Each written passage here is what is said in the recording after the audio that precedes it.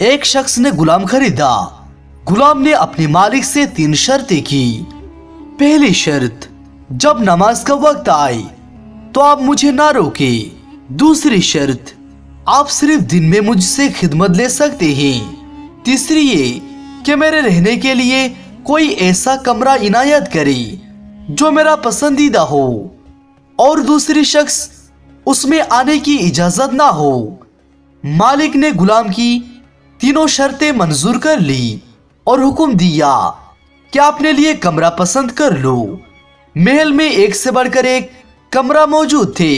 गुलाम ने सारे कमरा देखे और अपने लिए एक वीरान कमरा पसंद कर लिया जो बगैर छत के था। इस पर मालिक ने कहा, तुमने अपने लिए ऐसा कमरा क्यों पसंद किया? गुलाम ने कहा, शायद आपको मालूम नहीं कि वीरान जगह अल्लाह ताला के जिक्र से आबाद हो जाती है। इसके बाद गुलाम ने उस कमरे में रहना शुरू कर दिया। रात भर तो गुलाम आजाद रहेगा, ये तो वो पहले ही तय कर चुकी थी। चुनांचे वो रात में आजाद रहता था। कुछ वक्त के बाद मालिक ने अपने कुछ दोस्तों को दावत पर बुलाया। जब दावत खत्म हुई तब चहलकदमी करता हुआ मालिक गुलाम के कमरे की तरफ चला गया तो उसने एक अजीबोगरीब मंजर देखा। उसने देखा कि एक नूरानी रोशनी उस गुलाम के कमरे की छत को घेर रखा है और गुलाम सजदे की हालत में पड़ा अल्लाह ताला का जिक्र कर रहा है और साथ ही ये दुआ कर रहा है, ए मेरे परवरदिगार, दिन को तूने मेरे मालिक की खिदमत मेरे जिम्मे कर दी है। अगर दिन में मुझ पर जिम्मेदारी ना होती तो यकीनन मैं रात दिन सिर्फ तेरी इबादत करता। मालिक ने सुबह तक ये मंजर देखता रहा।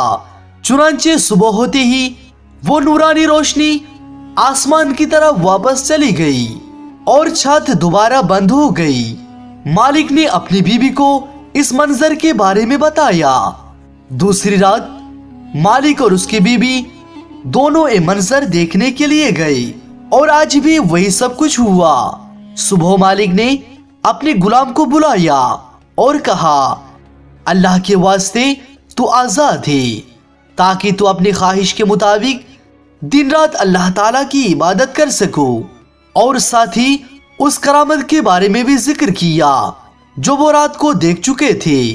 ए सुनते ही वो गुलाम हाथ उठाकर अल्लाह ताला से दुआ की, या अल्लाह, मैं तेरी बारगाह में दुआ की थी, मेरा पर्दा किसी के सामने मत खोलना, पर अब मेरा राज जाहिर हो चुका है।